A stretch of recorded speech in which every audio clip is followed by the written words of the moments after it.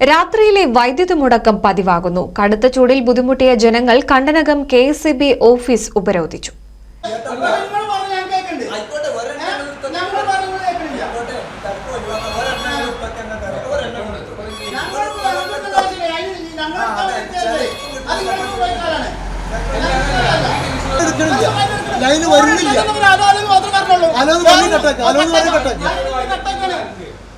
ഇന്ന് മാത്രമല്ല പോലെ ഒരാഴ്ചകളായി ഇപ്പൊ ഇതാണ് അവസ്ഥ.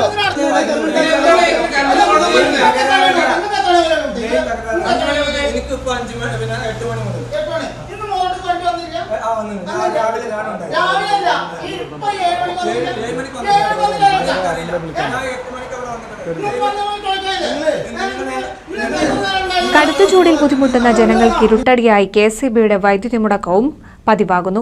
സംസ്ഥാനത്ത് കടുത്ത ചൂട് പ്രതിസന്ധി നേർക്കുന്ന അവസരത്തിലാണ് രാത്രികാലത്ത് 2-3 മണിക്കൂർ വൈദ്യുതി തടസ്സപ്പെടുന്നത്. വയോജനങ്ങളും കുട്ടികളുമാണ് ഇതോടെ ഏറെ ബുദ്ധിമുട്ടുന്നത്.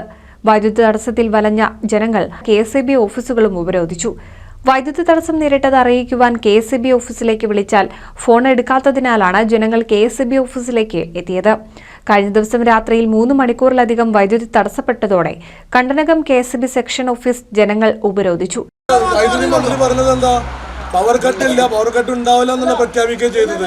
പക്ഷെ ആളുകൾക്ക് ജീവിക്കാൻ പറ്റാത്ത രീതിയിൽ, ഉറങ്ങാൻ പറ്റാത്ത രീതിയിൽ, നാളത്തെ വർക്കിന് പോകാൻ പറ്റാത്ത രീതിയിലുള്ള പവർ കട്ടാണ് ഇവിടെ നടന്നുകൊണ്ടിരിക്കുന്നത്. ഇവിടെ വന്നു കഴിഞ്ഞാൽ ഇവിടെ ഉദ്യോഗസ്ഥന്മാരില്ല, ബാക്കിയുള്ള ആളുകളില്ല, തക്കതായ ഒരു മറുപടി നമുക്ക് ലഭിക്കുന്നില്ല.